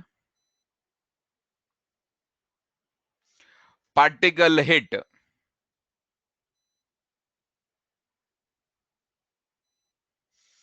sixth stair। मतलब मैं ये चाहता हूं कि पार्टिकल ना सिक्स्थ, जो सिक्स्थ है ना उसे हिट करे, तो कितनी मिनिमम स्पीड? कोई दिक्कत नहीं है, 2 मीटर की है, चढ़ जाओगे। बड़ी बड़ी बना दी है, तुम्हारे लिए नहीं बनाई है, ठीक है?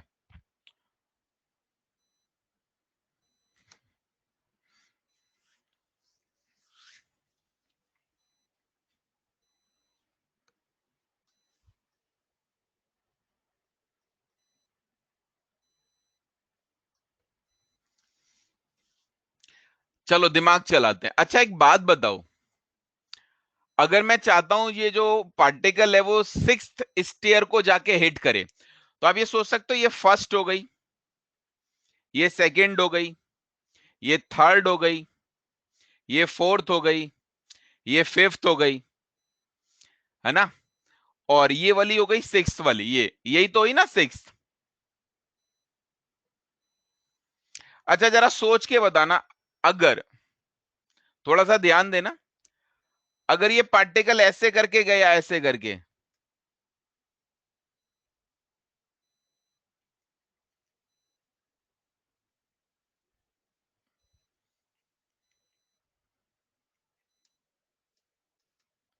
बहुत मुश्किल बनेगा, कोशिश करता हूं।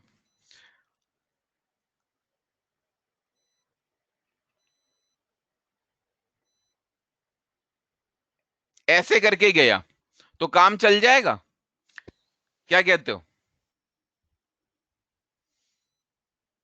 हाँ या ना?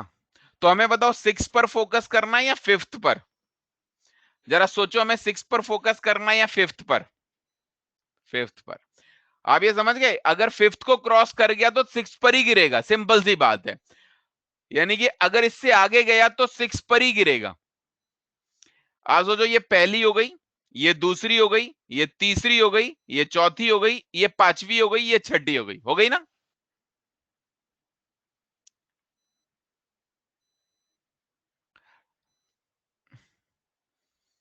ये लो, मैं क्वेश्चन में लिख देता हूं, फ्रॉम टॉप, 6 फ्रॉम टॉप, ठीक है? हैप्पी? चलो, अब ये समझ गए, अगर आप चाहते हो कि भाई ये 6 पर गिरे, तो ये समझ में आया, इसकी जो रेंज होनी चाहिए,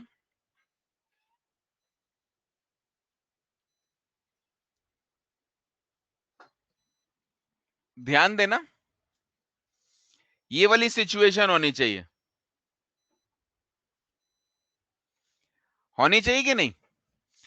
इसका मतलब अगर मैं कुल मिला के देखूं तो 2 मीटर, 2 मीटर, 2 मीटर, 2 मीटर और 2 मीटर, यानी कि 1 2 3 4 5, यानी कि ये 10 मीटर है।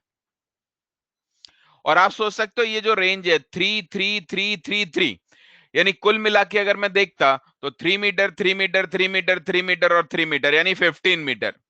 यानी आप ये समझ गए, इसकी जो रेंज है अगर 15 से जरा सी भी ज्यादा हुई तो 6 पर ही गिरेगी, हाँ या ना? तो अगर मैं सोचूं तो आप ये सोच गए, रेंज को मैं 15 कर देता हूं। रेंज अगर 15 हो जाएगी तो काम चल जाएगा, 15 से जरा सी बड़ा करना है तो आप लिख दो 15 बराबर यू, यानी 15 बराबर यू √2, एच की वैल्यू 10 अपॉन जी, वो भी 10। तो आप ये समझ गए, u की जो वैल्यू है दैट इज इक्वल टू 15/√2। अगर इतनी स्पीड होगी तो मेरा काम चल जाएगा, हाँ या ना? कितने लोग को क्वेश्चन समझ में आ गया? आसान है ना? लेकिन थोड़ा सा इसमें एक इंपॉर्टेंट बात यह है, अगर हमने 6 पर फोकस किया तो गड़बड़ हो जाएगा। 6 पर अगर गिराना चाहते हो तो 5th को क्रॉस कराना इंपॉर्टेंट है, 6 पर गिराना नहीं, अपने आप ही गिरेगा वो तो नहीं। तो इसमें थोड़ा सा ट्विस्ट इन्वॉल्व कर दिया है।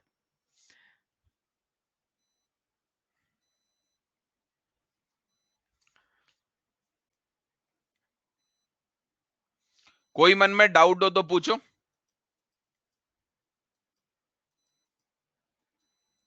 बोलो अदम में क्या कह रहे हो? सर जरूरी थोड़ी है कि जो पार्टिकल है वो 5th वाली स्टेयर को जस्ट पास करे, मतलब थोड़ा बेटा सा आगे से। आपने क्या बोला है? आप ये तो समझ गए ना, जितना ज्यादा तेज फेंकोगे वो उतना ज्यादा दूर गिरेगा। हाँ सर। और आपको क्या निकालना है? मिनिमम। तो इसका मतलब जस्ट क्रॉस करने पर ही तो मिनिमम आएगा। अगर उससे ज्यादा से ओके फेंकोगे सर। तो गिर ही जाएगा, फिर तो बात ही खत्म हो गई। अगर मैं इससे ज्यादा स्पीड रख दूं तो थोड़ा आगे से निकल जाएगा, तो भी ये 6 पर गिर सकता है ना? समझ गया सर। Yes sir. ठीक है, ठीक है बेटा। और कोई कंफ्यूजन अदम में? महिमान बंसल बोलो बेटा। सर हो गया मेरा डाउट क्लियर। मुदित चौधरी बोलो। बेटा सर मुदित, अगर आवाज आ रही? तुम्हारा, हाँ बोलो क्या सर? बोलो बोलो, क्या कह रहे हो? सर हमें ये भी तो निकालना होगा कि कितनी स्पीड से ना फेंकेगी वो 6 से आगे निकल जाए। बेटा मैंने तो मिनिमम पूछा है। मैंने अगर ये अच्छा पूछा होता ना मैक्सिमम बताओ, तो मुझे 6 से आगे नहीं निकालना है, तब मैं क्या करता, 6 से, अगर 6 से आगे निकालता तो 7 पर गिरता। अगर इस क्वेश्चन में होता ना मैक्सिमम स्पीड बताओ, तो 6 के कॉर्नर पर गिराता। मतलब रेंज पूछी होती तो दोनों बताते हैं। बिल्कुल, तब बताते यहां से लेके यहां तक स्पीड रखो। Okay sir, thank you sir. Okay बेटा। हाँ होती है इक्वेशन ऑफ ट्रेजेक्टरी रेवू, वही वाली यूज कर सकते हैं जो ग्राउंड टू ग्राउंड है, ठीक है।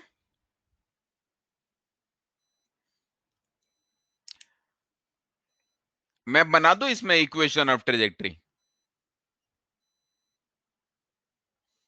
देखो बना देता हूं, तुम कह रहे हो तो मैं बना देता हूं। बोलो मानस क्या कह रहे हो?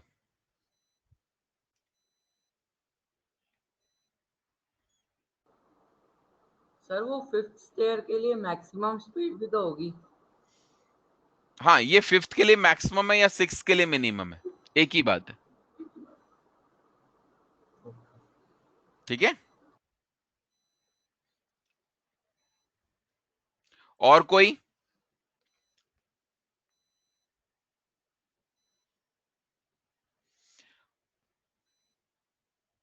आप में से कई लोग बड़ा शानदार करते हैं तो मुझे भी बहुत मजा आता है, मतलब डाउट भी कई लोग बहुत अच्छे पूछते हैं, कई तो फर्जी पूछते हैं लेकिन कई बहुत अच्छे पूछते हैं। आगे बढ़ता हूं, ध्यान देना। जैसे अगर मैं तुमसे इसमें इक्वेशन ऑफ ट्रेजेक्टरी की बात करूं, जरूरत ही नहीं है बेटा,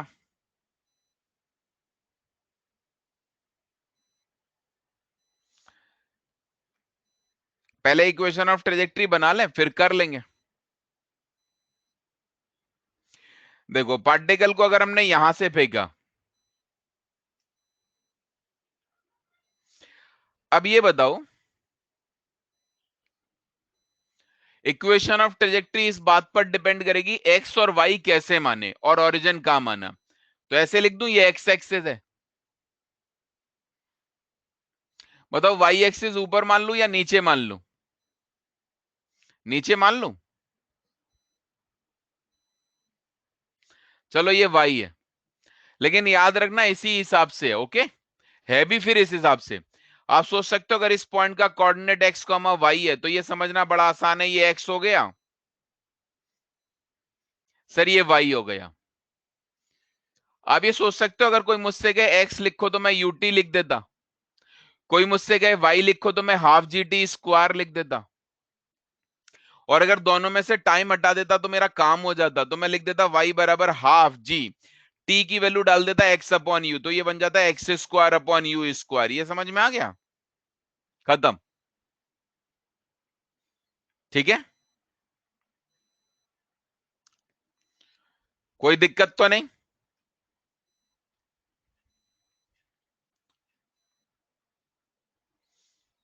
क्लियर हो गया इक्वेशन ऑफ ट्रेजेक्टरी? चलो आगे बढ़ते हैं। अब जरा ध्यान देना, अगर मैं किसी पार्टिकल को ना बिल्डिंग से खड़े होकर ऊपर या नीचे फेंक दूं, देखो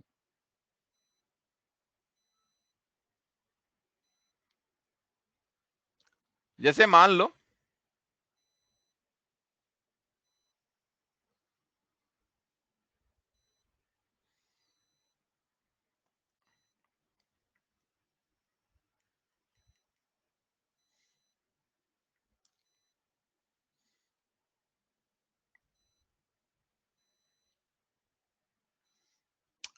हटाता हूं मैं इसे, ठीक है। जैसे मान लो एक पार्टिकल है, बोलो कल्पेश क्या कह रहे हो? सर अपन जो स्टैंडर्ड मानते हैं वैसे ही क्यों नहीं माना, इस बार ऊपर एक्स क्यों ले गए और वाई नीचे क्यों, रीजन? कोई जरूरत नहीं है, एक्चुअली में ऊपर कुछ हो ही नहीं रहा है तो जबरदस्ती माइनस लगा के करोगे क्या, ये बताओ, क्या आवश्यकता है? अच्छा ये बताओ, अगर मैं ऊपर और मान लेता तो ये इस वाले पॉइंट का कोऑर्डिनेट माइनस वाई होता, हाँ। फिर मैं नीचे की तरफ नेगेटिव जी मानता, हम्म। तो मैं लिखता माइनस वाई बराबर हाफ माइनस का जी इंटू टी स्क्वायर, कोई फर्क पड़ा? और सर जो ग्राउंड है वहां पे ही एक्स क्यों नहीं माना है, एक्स को ऊपर क्यों क्या माना? अगर मैं यहां पर नहीं मानता तो पॉइंट ऑफ प्रोजेक्शन ओरिजिन नहीं होता, तो फिर मुझे ओरिजिन शिफ्ट करना पड़ता कि नहीं? हम्म। तो फिर वो चीजें बदलनी पड़ती, इसलिए, ओके सर। ठीक है। सर यू को जीरो क्यों किया है, कहां पर बेटा? जब वाई डायरेक्शन में वेलोसिटी नहीं है तो यू तो 0 होगा ही ना। कितनी बार लिखूं? चलो आगे बढ़ते हैं। X square upon you square कैसे किया? टी की वैल्यू एक्स अपॉन यू होती है। मैथ पढ़ा है कि नहीं तुम लोगों ने? यहां पर पुट करूंगा तो x square upon you square आएगा कि नहीं आएगा भाई? तुम लोगों ने 9th-10th में मैथ पढ़ा है क्या थोड़ा बहुत? जरा सी कैलकुलेशन नहीं होती तुमसे? बताओ, हद है। चलो आगे बढ़ते हैं, ध्यान देना। यहां पर मेरी बात पर फोकस करना, जरा सा समझने की कोशिश करना, ठीक है?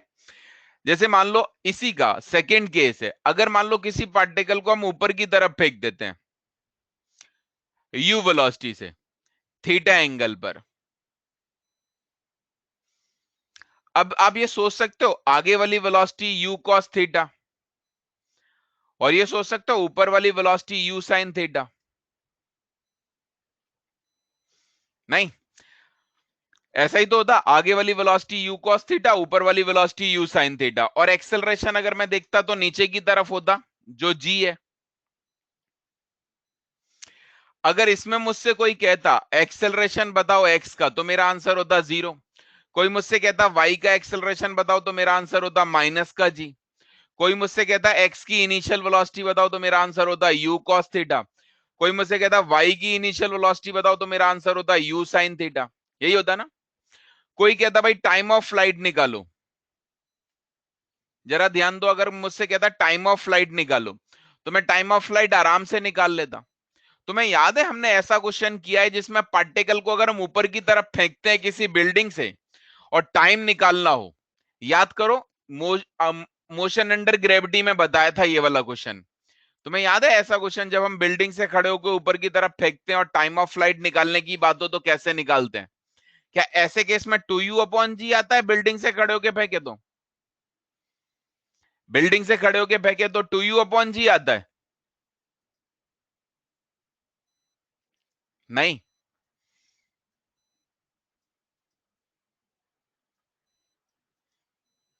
चलो, लेकिन याद है दो केसेस का सम, पहले यहां से यहां तक का टाइम निकालो, फिर यहां से यहां तक का टाइम निकालो। लेकिन इसका एक तरीका भी बता रखा है, वो याद दिलाता हूं। वैसे तो याद नहीं होगा आपको, मैं फिर भी याद दिला देता हूं मोशन अंडर ग्रेविटी से। यहां पर ध्यान देना, अगर हम बिल्डिंग से खड़े होकर किसी पार्टिकल को फेंकते हैं, देखो ये याद आया? टाइम ऑफ फ्लाइट के लिए डिस्प्लेसमेंट माइनस एच लिख देते हैं, ये वाला टर्म। सॉल्व करो और टाइम ऑफ फ्लाइट निकालो। याद आ रहा है कुछ?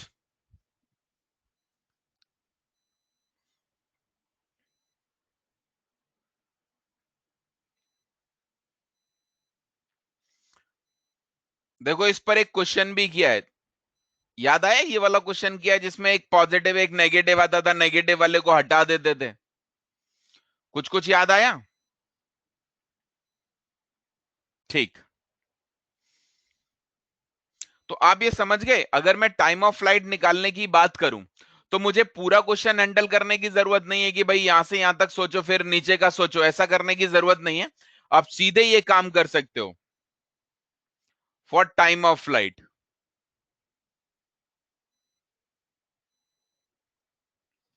बड़ी ध्यान से देखना। अच्छा ये बताओ, अगर पार्टिकल यहां से लेके यहां पहुंचा, यहां पहुंच गया पार्टिकल, ठीक है, कैपिटल टी टाइम लगा।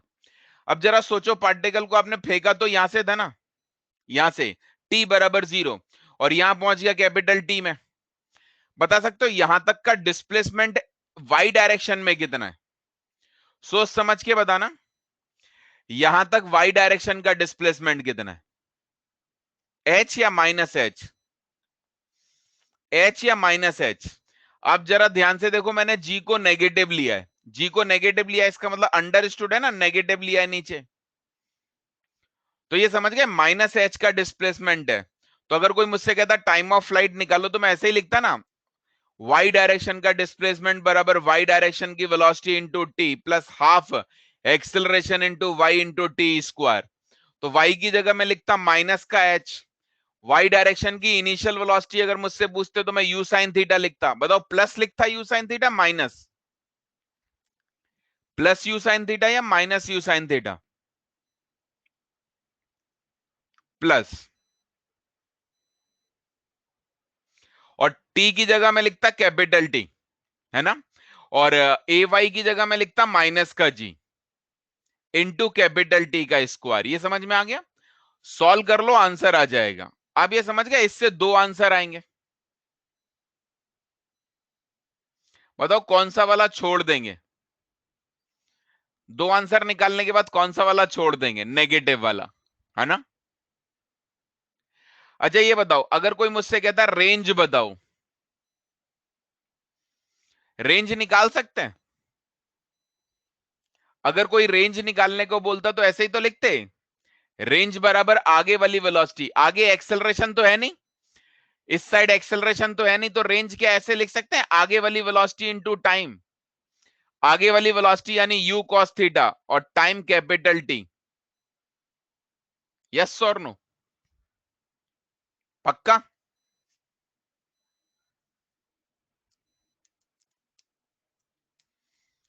बढ़िया।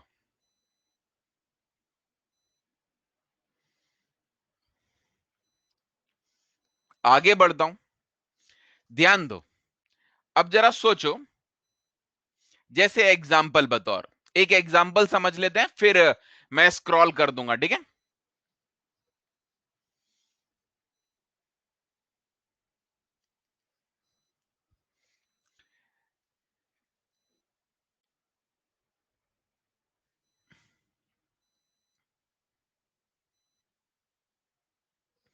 ध्यान देना, जैसे मान लो ये बिल्डिंग है, इसकी हाइट चलो कुछ भी दे देते हैं से 75 मीटर, ये इसकी हाइट है। और एक पार्टिकल को यहां से फेंकते हैं चलो ऐसे 20 मीटर पर सेकेंड से, और मान लो 30 डिग्री के एंगल पर, ठीक है। और मैं आपसे बस इतना पूछता हूं, find time of flight and range.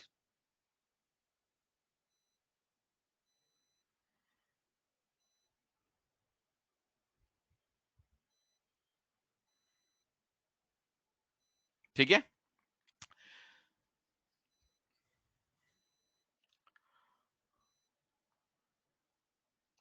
जरा ध्यान देना। अगर मैं टाइम ऑफ फ्लाइट और रेंज जानना चाहता हूं तो कैसे निकालूं? देखो ध्यान से, सबसे पहले ना इन वेलोसिटी के कंपोनेंट कर लो, ताकि आपको ना एक्स और वाई पता लग जाए। आप ये समझ सकते हो, आगे वाली वेलोसिटी 20 cos 30, यानी कि ये बोल सकते हैं सर 10√3 आ जाएगी। ये वाली वेलोसिटी अगर मैं करता तो 20 sin 30, ये वाली वेलोसिटी 10 आ जाती। अब अगर मैं टाइम ऑफ फ्लाइट की बात करता फॉर कैपिटल टी, तो ये समझ गए, मैं लिखता वाई डायरेक्शन का डिस्प्लेसमेंट दैट इज माइनस का 75, वाई डायरेक्शन की initial velocity that is 10, time of flight T minus का half G into capital T का स्क्वायर। इसे सॉल्व कर डालते हैं भाई, माइनस का 75 that is equal to 10t minus का 5t स्क्वायर। अगर इसे सॉल्व करें तो आसानी से निकल आएगा, आप देखोगे तो 5 कैंसिल हो जाएगा, इसे इधर ले आना, तो टी स्क्वायर माइनस का 2t और माइनस का 15 बराबर 0। अगर सॉल्व करें तो t माइनस 5 और t प्लस 3 बराबर 0। इसका मतलब t की वैल्यू आ गई 5 और -3। ये समझ गए, -3 छोड़ देंगे, नेगेटिव टाइम का कोई मतलब नहीं है, यानी कि टाइम ऑफ फ्लाइट 5 सेकेंड आ गई। हाँ या ना? अच्छा बताओ, अगर मैं तुमसे कहता रेंज निकालो तो क्या रेंज निकाल सकते हैं? रेंज समझ में आई? आगे वाली velocity into time of flight कर दो, तो आगे वाली वेलोसिटी है 10√3 और टाइम ऑफ फ्लाइट कितना है 5, तो रेंज आ गई 50√3। This is the value of range. कितने लोग को बात समझ में आई? बड़ा सिंपल है सर ये तो, है ना। यानी कि इसमें फॉर्मूले याद रखने की भी जरूरत नहीं है सर, क्या कहते हो? ये तो मोशन अंडर ग्रेविटी से ही हो जाता है सर, इसमें बस आगे वाले की बात है एक छोटी सी। नहीं,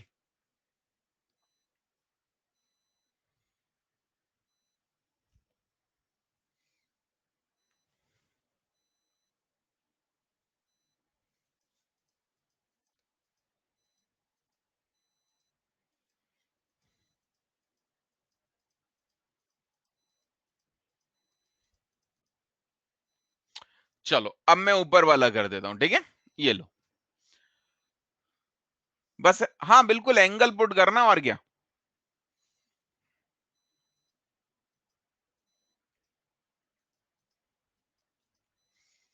आगे बढ़ सकते हैं।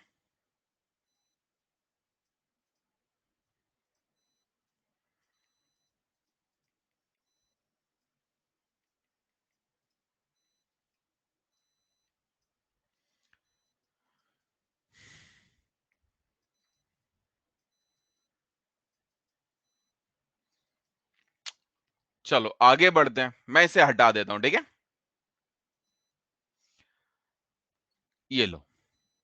बोलो मेहमान बंसल क्या कह रहे हो। सर मेरा क्वेश्चन रेंज पर था। सर जो अपनों ने पहले किया था ना, रेंज निकाली थी वो ground to ground projectile motion में, एक निकाली थी you square sine 2 theta by G equal होता है U cos theta into T. लेकिन इसमें नहीं होता बेटा, इसमें नहीं होता क्योंकि सर। मैं इसमें कोई हाँ, इसमें नहीं होता, क्योंकि यहां तक की बात चल रही है। अगर वो तो केस वन था, ग्राउंड से फेंका और ग्राउंड पर गिरा, यहाँ पर बिल्डिंग से फेंका और ग्राउंड पर गिरा। सर मैं पूछ रहा था कि सर अगर अपने वैसे कॉस थीटा वाले में थीटा पुट करेंगे जीरो तो उसमें रेंज मैक्सिमम आएगी, और अगर साइन थीटा वाले में करेंगे तो 45 में मैक्स आएगी। ये नहीं सर समझ आ रहा थोड़ा सा। मैं समझा नहीं तुम्हारी, एक्चुअली में जो केस वन था ना, यस जो सर। ग्राउंड टू ग्राउंड था, वो एक अलग केस था, और इसमें ना एक अलग केस है। तो सर दोनों बातें ही अलग हैं, तो दोनों को मैच क्यों करा रहे हो। सर इस बात की मैं बात ही नहीं कर रहा। तो मैं उसी का ही डाउट था सर मेरा। बोलो अच्छा। सर उसमें अपनों ने एक तो रेंज की वैल्यू निकाली थी u cos theta into time of flight, अच्छा और एक निकाली थी you square sine 2 theta upon g. ठीक है, u sir square sine 2 theta upon g, ठीक है। मैं ये पूछ रहा था, अगर हम्म। अपने साइन 2 थीटा वाले में अगर 45 रखेंगे थीटा तो रेंज मैक्सिमम आएगा, अच्छा, और अगर you cos theta into T वाले में जीरो रखेंगे तो रेंज मैक्सिमम आएगी। क्योंकि ये टाइम तो थीटा डिपेंडेंट होता ही नहीं ना, है ना, टाइम को थीटा से कोई लेना देना ही नहीं ना। अच्छा थीटा हाँ बदलने सर। से टाइम थोड़े ना बदलता है ना, है ना, हाँ ओके सर, सॉरी कि सर। बदलता है। बदलता है सर। तो तुमको कैसे पता चला कि टाइम तो एक ही रहेगा दोनों बार, थीटा 0 डालो या थीटा 45 डालो, दोनों बार टाइम एक ही रहेगा, तुमको कैसे पता चला। टाइम चेंज हो जाएगा ना, हाँ ठीक तो है सर, फिर, सॉरी सर। तो ये बेवकूफी वाली बातें क्यों कर रहे हो। चलो वापस आते हैं। ठीक, क्या बोल रहे हो मुदित चौधरी, अगर इस बॉल को थ्रो करें कि, बेटा फिर वो कोलिजन का क्वेश्चन होगा, इसका नहीं, वो सेंटर ऑफ मास में बात करेंगे। सर एक बार रेंज दिखा दो, ऊपर वाले में रेंज देख लो ले बेटा। सर इस केस में मैक्सिमम हाइट निकाल सकते हैं, हाँ बेटा। अगर तुम यहां तक की बात करो, जरा सोच के देखना, सोचो जरा, ये सोच सकते हो अगर तुम यहां तक की बात करो तो ये ग्राउंड टू ग्राउंड वाला केस है, और ये वाली हाइट का तो तुम्हारे पास फॉर्मूला है। अगर ये वाली हाइट का फॉर्मूला है तो उसमें 75 मीटर जोड़ देना तो मैक्सिमम हाइट आ जाएगी ग्राउंड से, समझ गए।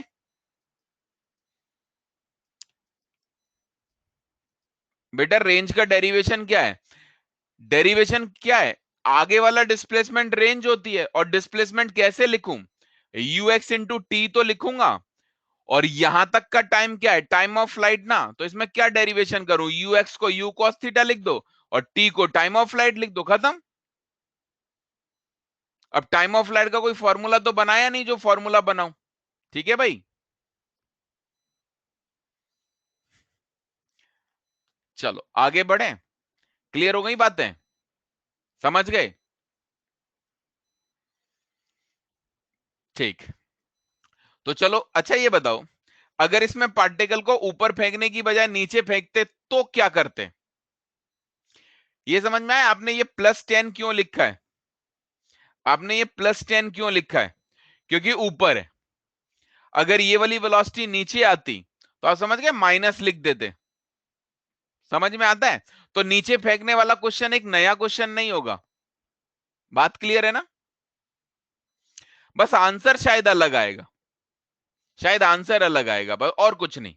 ठीक, जैसे अगर मैं तुमसे कहता हूं चलो एक क्वेश्चन सॉल्व कर लेते हैं तुम्हारे लिए,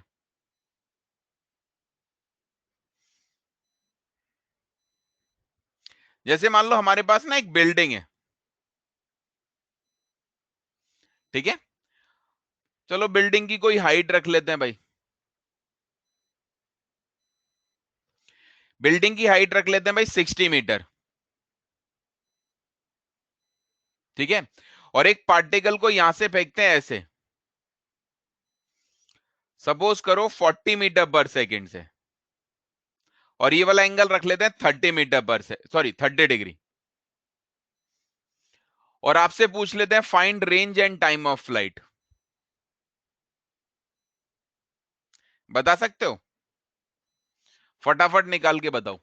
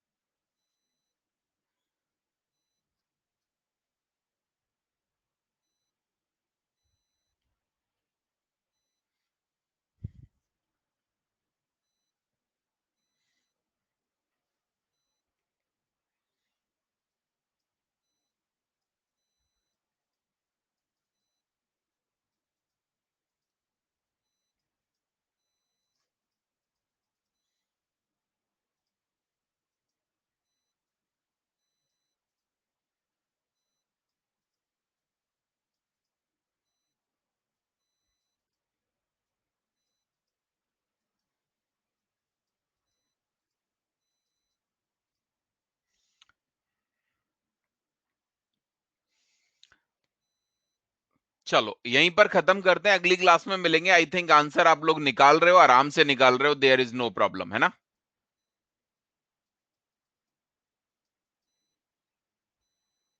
ओके बेटा, मिलते हैं अगली क्लास में। सर बोलो। सर इस वाले डायग्राम में इसका पाथ एक बार बना के बता दीजिए, इसमें कर्व वगैरह कैसा आएगा एक बार।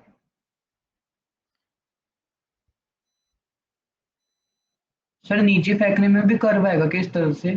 और क्या, ऐसे थोड़े ना जाएगा, ग्रेविटी का फर्क नहीं होगा। ओके सर, समझ आ गई।